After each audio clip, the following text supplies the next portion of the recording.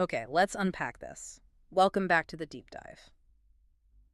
Usually when we sit down here to analyze the state of the world, geopolitics, energy, the macro picture, we're acting as synthesizers. Right, that's the standard operating procedure. We find the common ground. We take a stack of reports from different agencies, different ideological standpoints, and we try to, weave them into a single coherent narrative. We're looking for the consensus. For the signal and all the noise. Exactly. But today is different. I've spent the last 48 hours with the materials we've pulled for this, and I have to say there is no middle ground here. No, not at all. We aren't looking at a synthesis today. We are looking at a collision, a head-on collision between two completely different, mutually exclusive frameworks for understanding the reality of 2026. It really is a battle of frameworks, and what makes this specific deep dive so fascinating, and frankly, a bit intellectually exhausting, is that we aren't just debating what will happen. We are debating how the world works.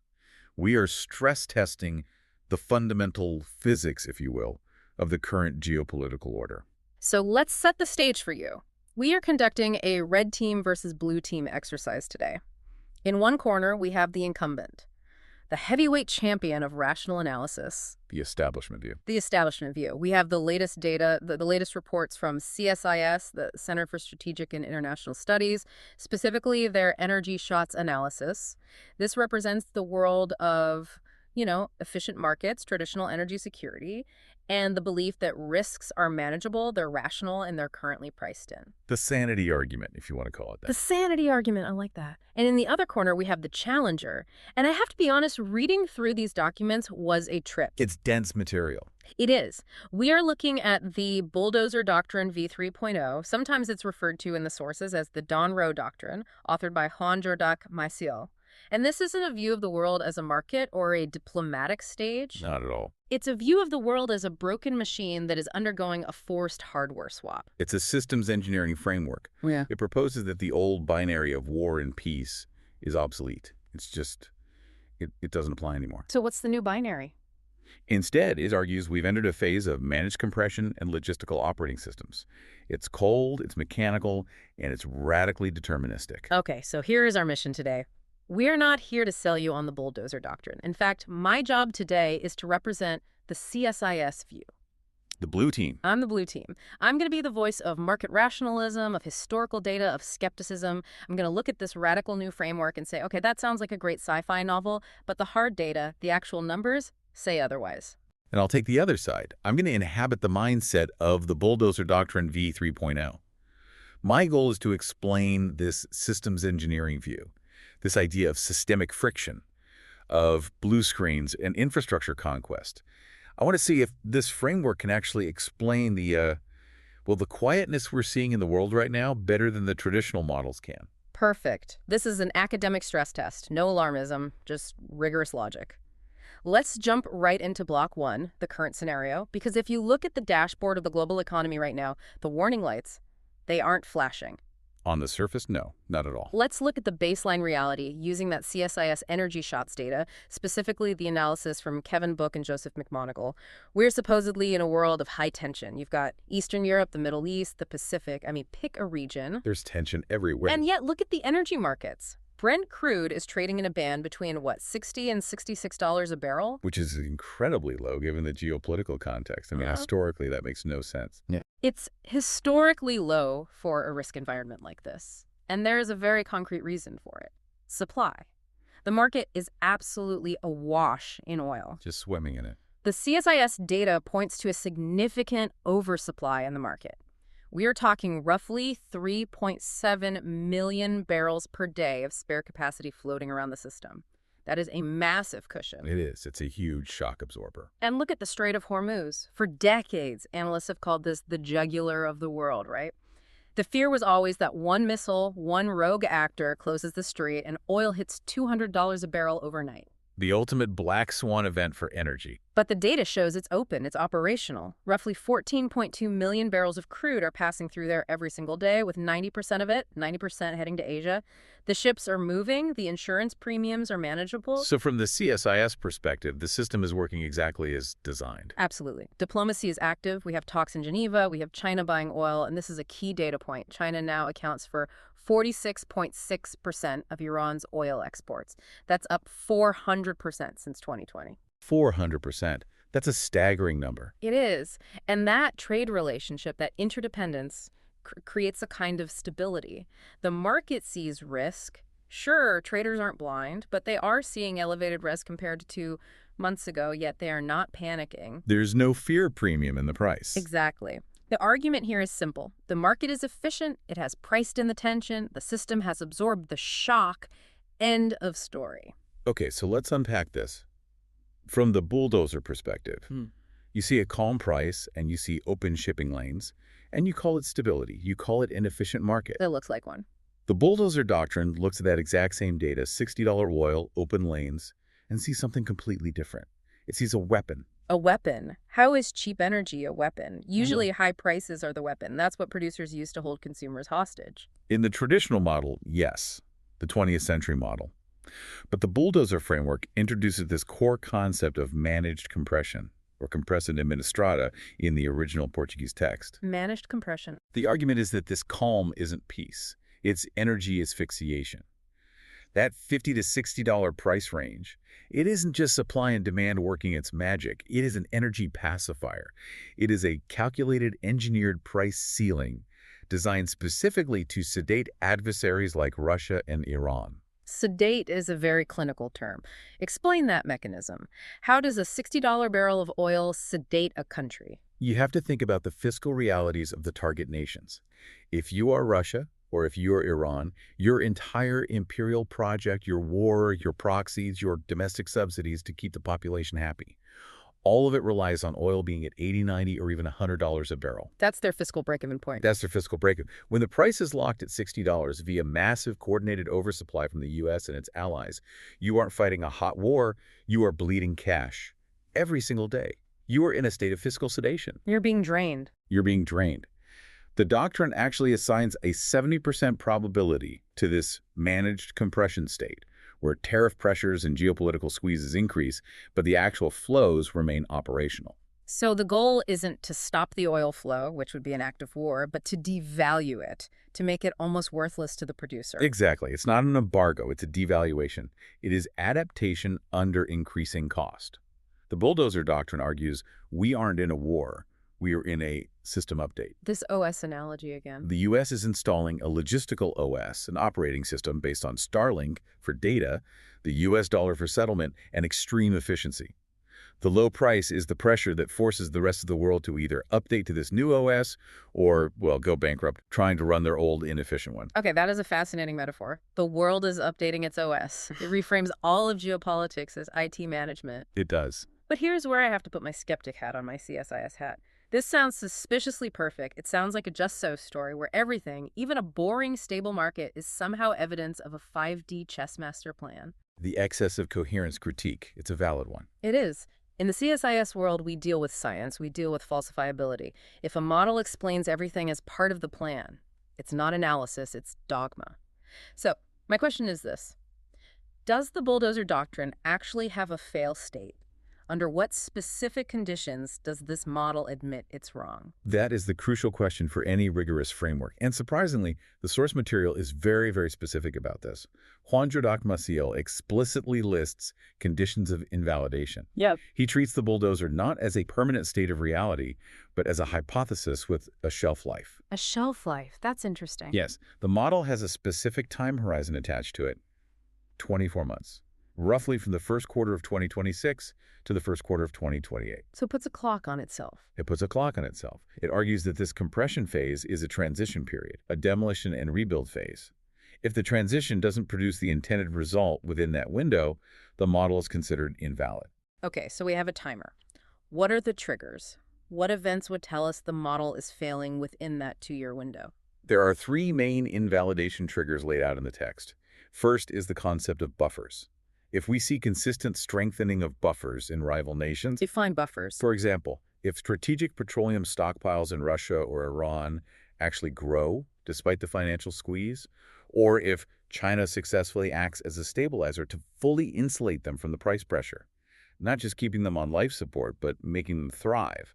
If that happens, the model fails. Because the squeeze isn't working. The asphyxiation is not asphyxiating. Exactly. The second trigger is resilience. The entire doctrine rests on the integrity of what it calls the Golden Dome. The Golden Dome. It's the integrated missile defense and sensor network, but most critically, the Starlink and Starshield space layer. If that Golden Dome is breached, if the U.S. or its core allies suffer significant infrastructure damage from an adversary that gets through that shield, the model collapses. Because the core assumption is invulnerability. The core assumption is that the U.S. can push this aggressively because it is effectively invulnerable at home. If that invulnerability is proven to be a myth, the bulldozer has to stop immediately. Okay, so buffers and resilience, and the third. The third is the Iron Trinity. Yeah. The model posits this closed feedback loop between the shield, which is the Golden Dome, the offense, which is the bulldozer's infrastructure conquest, and the squeeze, which is the energy asphyxiation. A three-part system. Right. If that loop breaks, if the energy squeeze happens, but it doesn't lead to the desired infrastructure concessions or geopolitical alignment, for example, then the hypothesis of structural compression loses its weight. If these key indicators don't flash red within 24 months, the text says we must revert to the hypothesis of normal competition with superior resilience. So it effectively admits, if we don't break them in 2 years, then we were wrong. It's just normal great power politics, and we just happen to have a better hand. That's the off-ramp. That's a bold stake to put in the ground. I have to give it that. Let's dig into that first trigger you mentioned, the buffers. This is our block 3. Because from the CSIS perspective, the buffers are exactly what keeps the world from exploding, and frankly, they look pretty structural to me. Okay, so from your perspective, reading the CSIS data, what stands out as the most important buffer? Well, the energy surplus itself is a huge buffer, that 3.7 million barrels we talked about. But the big one, the one you cannot analyze this market without, is China. The buyer of last resort. The buyer of last resort. You cannot overstate Beijing's role here. CSIS reports highlight China as a massive consumer and, more importantly, a potential stabilizer. We mentioned they buy 46.6% of Iran's oil. Up 400% since 2020, yeah. Exactly. And you have to understand, that isn't just a commercial transaction. That is a strategic lifeline. It keeps the Iranian economy on life support. It keeps the regime solvent. It gives them breathing room against the asphyxiation. It does. And China isn't just buying oil. They are engaging diplomatically. The sources mention active talks, joint naval exercises. My argument, the core CSIS argument, is that these buffers are structural, not temporary. The system is robust because nations like China and India act rationally to keep trade flowing. They have the cash, they have the demand, and they are keeping the target nations alive, which prevents a total system collapse. Okay, this is where the debate gets really technical and really interesting, because the bulldozer doctrine views these buffers through a completely different lens. The concept of stock versus network. Stock versus network. Break that down for me. The CSIS view, which you've laid out perfectly, sees stock.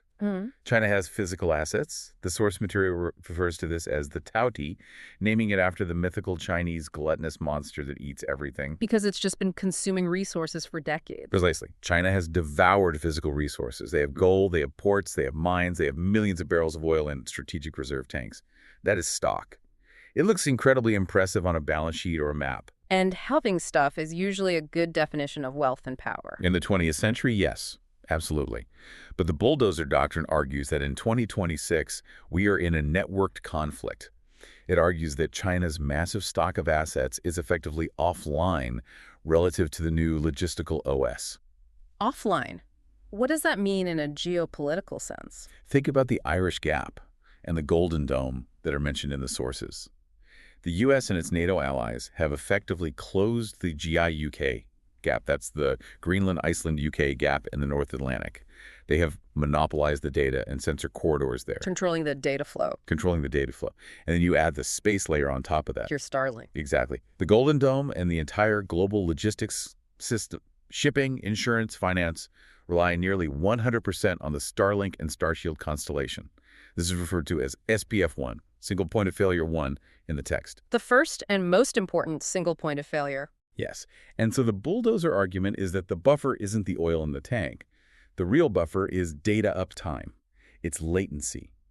If you have 1 million barrels of oil, but you can't coordinate your shipping fleet because your latency has spiked, or you've been locked out of the maritime insurance verification system, or your communications are being jammed from orbit, your physical stock is useless. So the argument is that the U.S. controls the network, the operating system, and therefore can render China's stock irrelevant without firing a shot. Precisely. The vulnerability for the U.S. is that if the orbital layer, Starlink, is compromised, the entire U.S. system crashes.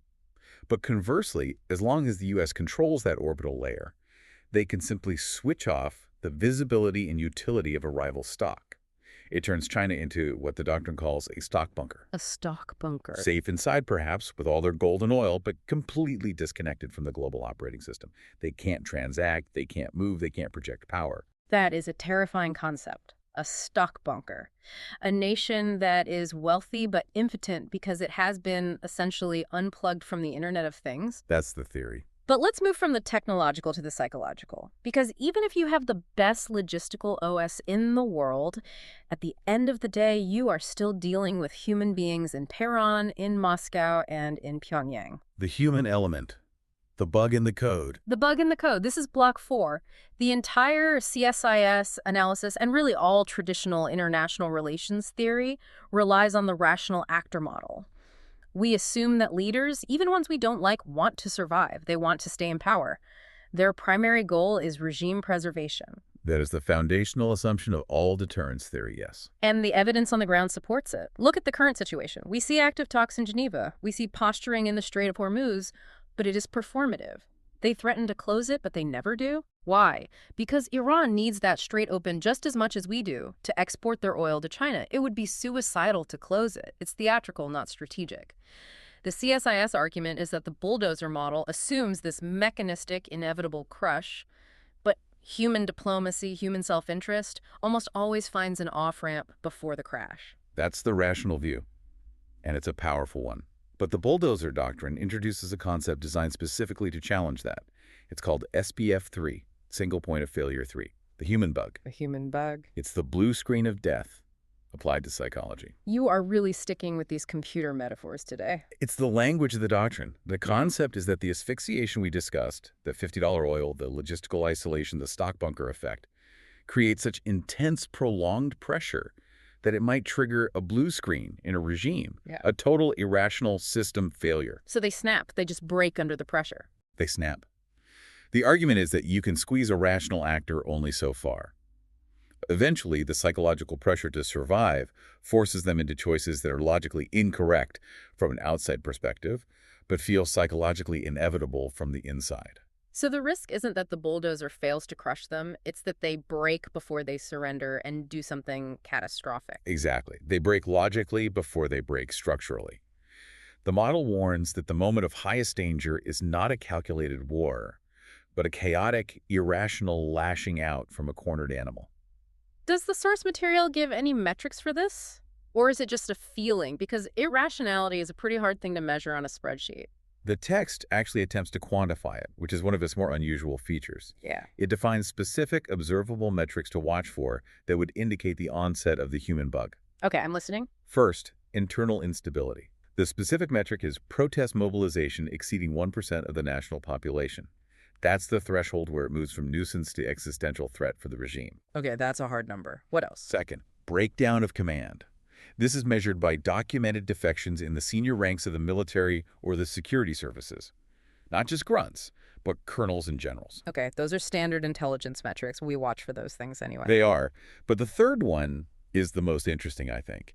It's the gap between rhetoric and mobilization. Specifically, when a nation's declared actions become fundamentally incompatible with its own survival. Give me a concrete example of that. If Iran were to actually close the Strait of Hormuz, as you said, they depend on it. Closing it cuts their own throat. It stocks their only major source of income. If they do it, the doctrine says we should not analyze it as a strategy. We should analyze it as a blue screen. A system crash. A system crash.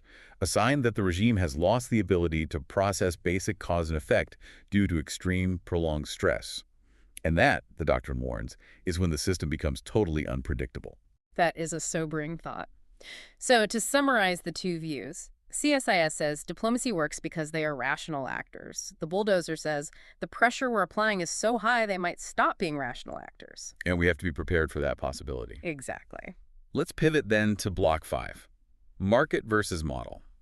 Because if there is one group of people on this planet who have skin in the game, who are incentivized to predict the future correctly, it's the market. Trillions of dollars on the line. Trillions. And the market, right now, seems to agree completely with CSIS. It's calm. The efficient market hypothesis in action. It has a pretty good track record. I mean, look at the historical data that CSIS provided for this. They studied 18 major Gulf security events, tanker wars, infrastructure attacks, high-level assassinations.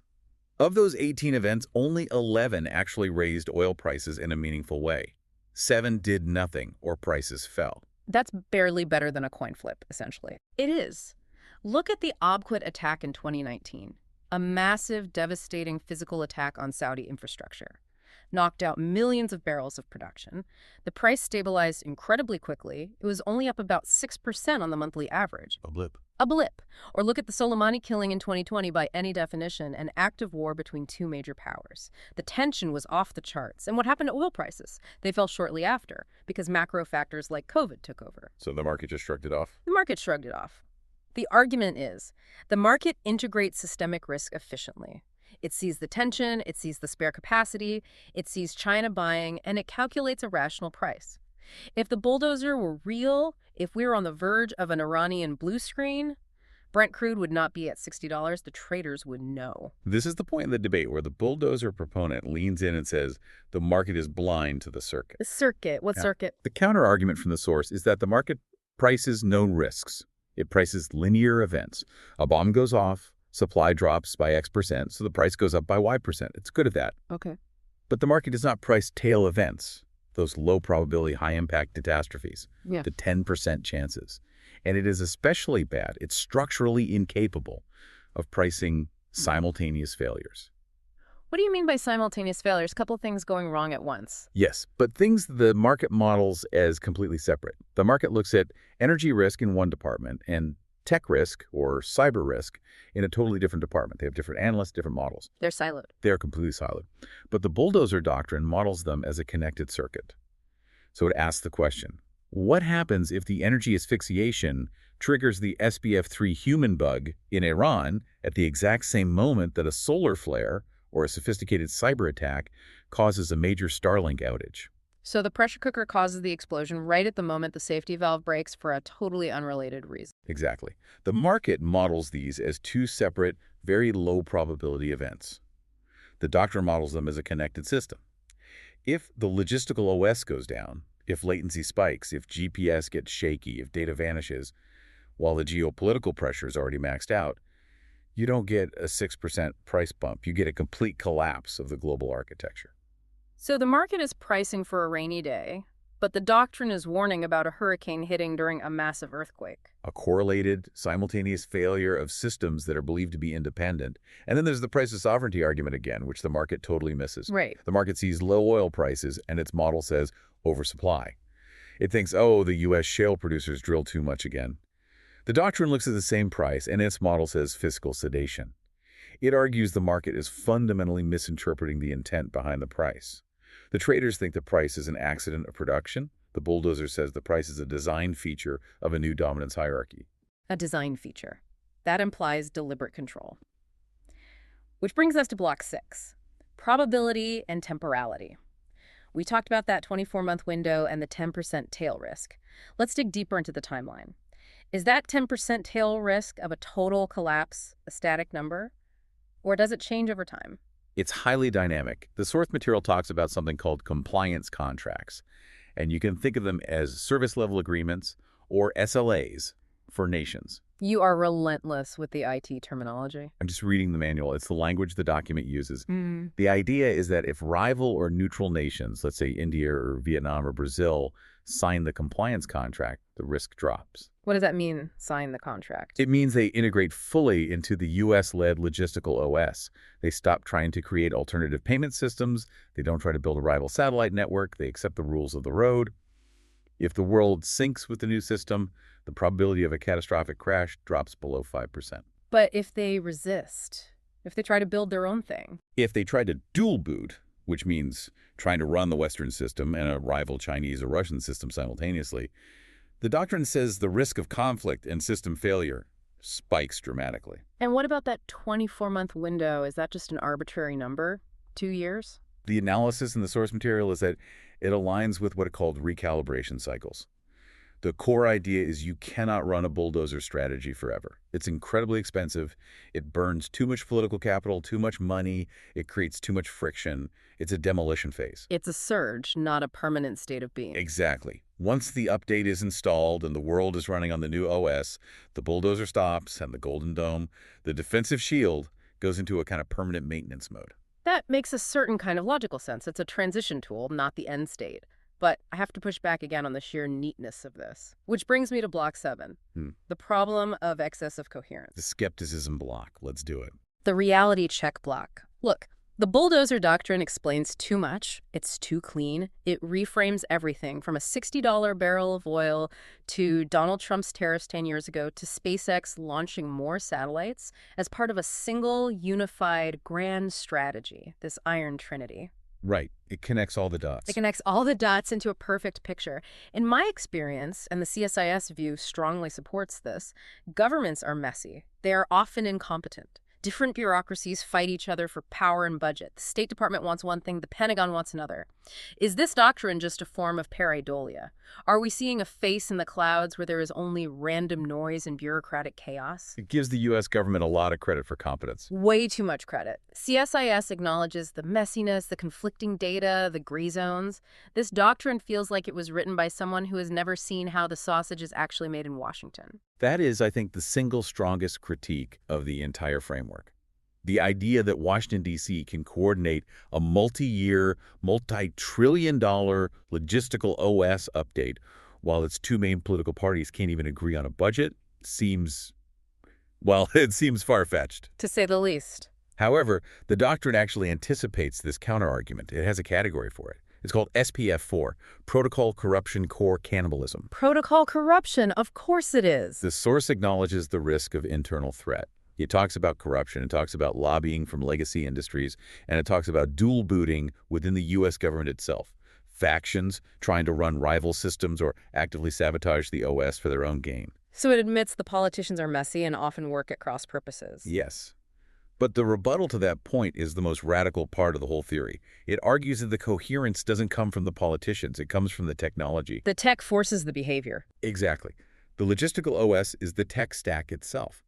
Starlink, automated crypto payment rails, self-driving LNG tankers, AI-driven sensor grids. The argument is that once these systems are built and deployed, they force a certain logic onto the world that politicians eventually have to follow, whether they want to or not. So the politicians aren't driving the car, they're just passengers. They're passengers arguing about the radio station, while the car's self-driving software is already locked on a destination. You can be an incompetent leader, but if your nation's energy grid and financial system run on a specific code, you are forced to operate within the logic of that code. The bulldozer isn't a person or a secret cabal, it's the inevitable geopolitical result of the technology stack rolling forward. Sync or be formatted, we are just passengers on the machine. That is the core philosophy. It's technological determinism applied to grand strategy. Well, let's bring this in for a landing. Block 8, conclusion. We have looked at two very, very different worlds today. It's like two different species of fish trying to describe water. We have the CSIS world on one hand. It's a resilient, messy, market-driven world. A world where risks are managed, oil flows, and diplomacy, for all its flaws, is real and has agency. It's a world where the system bends, but it doesn't break.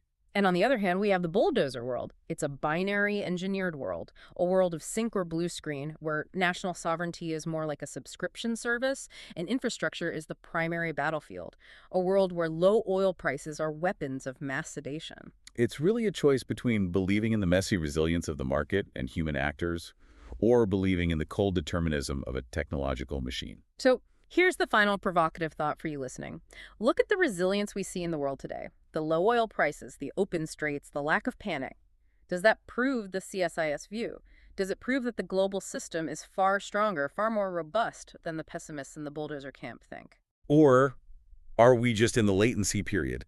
Maybe the update is downloading in the background, the screen is frozen, and we're just sitting here thinking everything is normal, waiting for the progress bar to hit 100%.